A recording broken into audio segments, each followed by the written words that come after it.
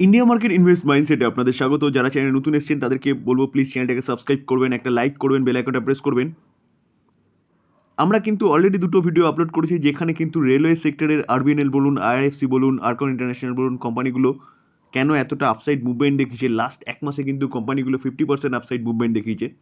তো সেটা নিয়ে ডিটেলসে আলোচনা করেছি, আপনারা চাইলে কিন্তু প্লে লিস্টে গিয়ে দেখে নিতে পারেন। তার পাশাপাশি আরেকটা কোম্পানি নিয়ে আলোচনা করেছি, যেই কোম্পানিটা কিন্তু আইটি সেক্টরের কোম্পানি এবং কোম্পানিটা তার Q3 রেজাল্টের সঙ্গে সঙ্গে কিন্তু আরও দুটো কর্পোরেট অ্যাকশন কিন্তু অ্যানাউন্সমেন্ট করেছে, যেখানে কিন্তু তিনটে কর্পোরেট অ্যাকশন অ্যানাউন্স করেছে, যেখানে একটা মার্জারের নিউজ পাওয়া যাচ্ছে, কোম্পানিটা ডিভিডেন্ড দিচ্ছে প্লাস স্প্লিট দিচ্ছে এবং কোম্পানিটা কিন্তু ভালো রেজাল্টও দেখিয়েছে। তো যারা পিটি করতে চান তারা এই কোম্পানি নিয়ে চিন্তাভাবনা করতে পারেন। আর লং টার্ম ইনভেস্টমেন্টের জন্য তো অবশ্যই ভালো কোম্পানি, চাইলে কিন্তু দেখে নেবেন। আমি সেখানে ফান্ডামেন্টাল এবং সব কিছু নিয়ে আলোচনা করেছি। এখন কিন্তু আমরা একটা কোম্পানির রেজাল্ট নিয়ে আলোচনা করব এবং সেই কোম্পানিটার লিস্ট হওয়ার পর থেকে কিন্তু কন্টিনিউয়াসলি ভালো একটা রিটার্ন তার ইনভেস্টারদের কিন্তু বানিয়ে দিয়েছে। যারা আইপিও থেকে বসে আছেন তারা তো মোটামুটি 4 গুণ মতন কিন্তু রিটার্ন পেয়ে গেছেন অলরেডি, জাস্ট 2-3 মাসের মধ্যে। তো আপনারা বুঝে গেছেন কোন কোম্পানি নিয়ে আলোচনা করতে চলেছি। চলুন আমরা কোম্পানিটার রেজাল্টে সরাসরি যাই। দেখুন, আমরা কোন কোম্পানি নিয়ে আলোচনা করতে চলেছি, ইরেডা। এই কোম্পানিটার আইপিও নভেম্বরে এসেছিলো। তো নভেম্বরে আইপিও আসার পর থেকে কিন্তু কোম্পানিটা মানে প্রায় 4 গুণের ওপরে কিন্তু রিটার্ন বানিয়ে দিয়েছে। ঠিক আছে, তো আমরা দেখে নেব কোম্পানির রেজাল্টটা আজকেই ডিক্লেয়ার করেছে বাজার বন্ধ হওয়ার পরে। তো রেজাল্টটা কীরকম করেছে কোম্পানিটা চলুন দেখা নেয়। আমরা ইরেডার Q3 রেজাল্ট নিয়ে চলে এসেছি, রুপিস ইন ল্যাক্সে রয়েছে। দেখুন সিকোয়েন্স যদি দেখি তাহলে সিকোয়েন্স দেখলে দেখা যাবে, কিন্তু আমি একটু বড় করার চেষ্টা করি তাহলে একটু ভিজিবল হবে। দেখুন সিকোয়েন্স দেখলে দেখা যাবে 31/12/22, 30/9/23, 31/12/23। সিকোয়েন্স একদম ঠিকঠাক আছে। এবার আমরা কোম্পানির টোটাল ইনকামে চলে যাব। দেখুন কোম্পানির টোটাল ইনকাম দেখলে দেখা যাবে এক বছর আগে কোম্পানি কত করেছে, 86,897। আগের কোয়ার্টারে 1,17,000, এই কোয়ার্টারে কিন্তু 1,25,000। তো 86,000টা 1,25,000 হয়েছে। ইয়ারলি তো কোম্পানি খুব ভালো জাম্প করেছে।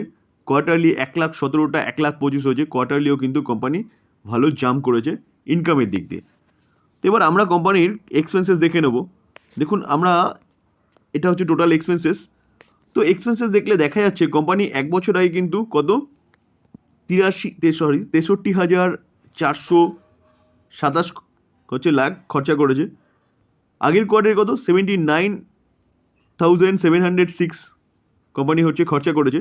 আর এই কোয়ার্টারে কিন্তু 86,705 করোড় হচ্ছে কোম্পানি খরচা করেছে। তো দেখা যাচ্ছে কোম্পানির ইনকাম যেরকম বেড়েছে সেরকম কিন্তু কোম্পানির খরচাও কিন্তু continuously year on year basis এবং কোয়ার্টারলিও কিন্তু বেড়েছে। তো ইনকাম মাইনাস এক্সপেন্সেস করলে পরে কোম্পানির প্রফিট পাওয়া যায়। তো আমরা কোম্পানির প্রফিট দেখে নেবো, কি প্রফিট বিফোর ট্যাক্স, অর্থাৎ ট্যাক্স দেওয়ার আগে কোম্পানির প্রফিট কী আছে। 23,470 এক বছর আগে। আগের কোয়ার্টারে 37,989, এই কোয়ার্টারে কিন্তু 38,613। তো ইয়ারলি তো 23টা 38 হয়েছে, যথেষ্ট ভালো হয়েছে। কোয়ার্টারলি 37,900টা কিন্তু 38,600 হয়েছে, অর্থাৎ জাম্প তো করেছে, কিন্তু স্লাইড একটা জাম্প করেছে বলা যেতে পারে। তো এবার সব রকম ট্যাক্স এবং অ্যাডজাস্টমেন্ট বাদ দিয়ে যে প্রফিটটা দেখায় সেটা দেখি, অর্থাৎ প্রফিট ফর দ্য পিরিয়ড। সেই প্রফিটটা দেখলে দেখা যাবে কিন্তু কোম্পানি এক বছর আগে 20,000, আগের কোয়ার্টারে 28,400, এই কোয়ার্টারে কিন্তু 35,500। তো এই জায়গায় দাঁড়িয়ে অর্থাৎ কোম্পানির প্রফিট ফর দ্য পিরিয়ড যেটা দেখাচ্ছে সেটাই দেখলে দেখা যাবে কোম্পানি ইয়ারলি তো ভালো পারফরমেন্স করেছেই, কোয়ার্টারলিও কিন্তু কোম্পানি ভালো পারফরমেন্স করেছে। ঠিক আছে, ইয়ারলি 20,000টা 33 গেছে এবং 28,400টা কিন্তু 33,500 হয়েছে। তো কোম্পানি বলা যায় কিন্তু ভালো পারফরমেন্স করেছে। ঠিক আছে, তো আমরা যদি কোম্পানির ইপিএস দেখি তাহলে ইপিএস দেখলেও একই রকম জিনিস দেখা যাবে। তো আমরা ইপিএস দেখব। দেখুন 0.88 হচ্ছে এক বছর আগে, 1.25 হচ্ছে আগের কোয়ার্টারে, এই কোয়ার্টারে হচ্ছে 1.38। Indian renewable energy development agency limited কোম্পানিটা কিসের ওপর কাজ করে, কোম্পানিটা রিনিউয়েবল সেক্টরে কিন্তু ফাইন্যান্স প্রোভাইড করে।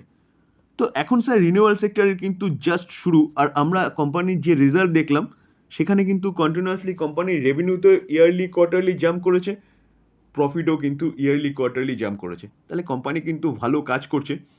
আর গভর্নমেন্ট এখন কি করছে, গভর্নমেন্ট কিন্তু ফুল ফোর্সে লেগে পড়েছে রিনিউয়েবল সেক্টরকে কিন্তু মানে রিনিউয়াল সেক্টর থেকে কিন্তু পাওয়ার জেনারেটের ক্যাপাসিটি বাড়ানোর জন্য।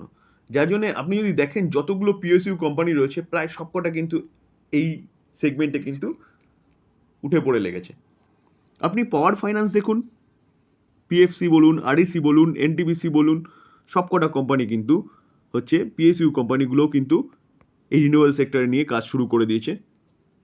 আজকে সুজলান এনার্জি বলুন, টাটা পাওয়ার বলুন কি আদানি পাওয়ার বলুন, সবকটা কোম্পানি একই ধরনের কাজ করছে। তো সেই জায়গায় দাঁড়িয়ে রিনিউয়াল সেক্টরে কিন্তু অনেক দূর পর্যন্ত এই কোম্পানিগুলো যাবে। এই কোম্পানিগুলো নিয়ে কিন্তু লং টার্মের জন্য ইনভেস্টমেন্ট করা যায়। মিনিমাম 20 বছর 25 বছর তো আরামসে আপনারা কোম্পানিটা হোল্ড করতে পারবেন চোখ বন্ধ করে। কেন কি? কারণ গভর্নমেন্ট বলছে 2050-এর মধ্যে হচ্ছে 50% হচ্ছে রিনিউয়াল সেক্টর থেকে পাওয়ার জেনারেট করবে।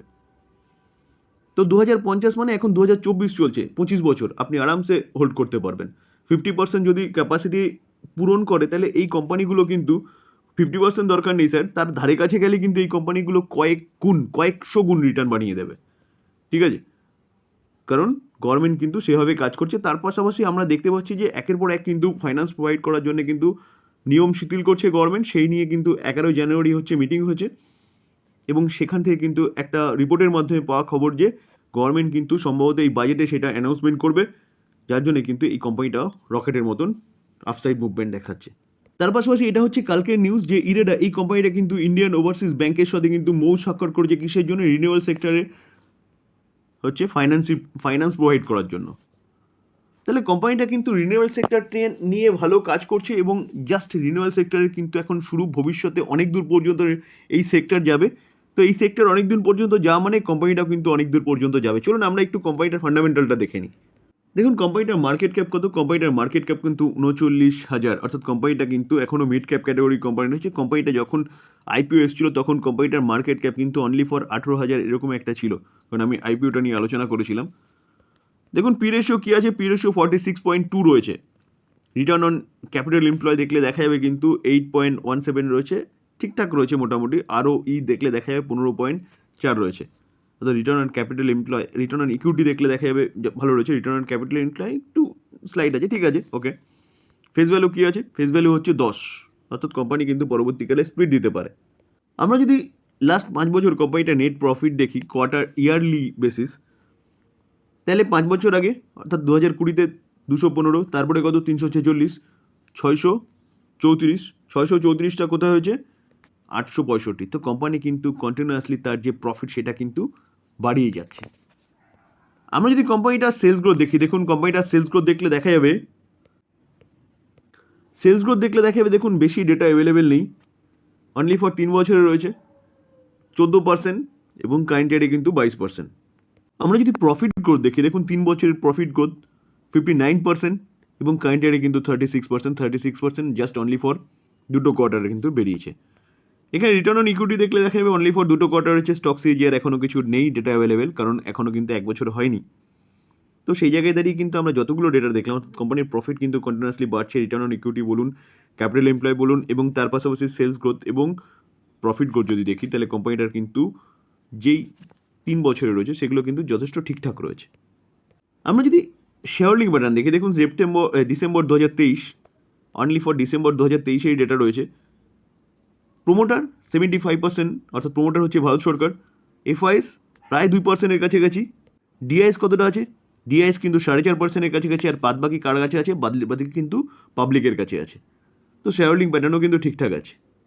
দেখুন স্যার, আপনি যদি ফিউচার প্রেডিক্ট করতে পারেন তাহলে কিন্তু আপনি শেয়ার মার্কেট থেকে ভালো কিন্তু টাকা বানাতে পারবেন।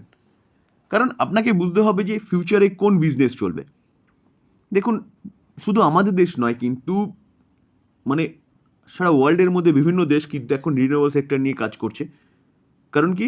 বিশ্বের উষ্ণায়ন বাড়ছে পলিউশনের জন্য। তো পলিউশন কমাতে গেলে কিন্তু কোল থেকে পাওয়ার জেনারেশন করা কমাতে হবে।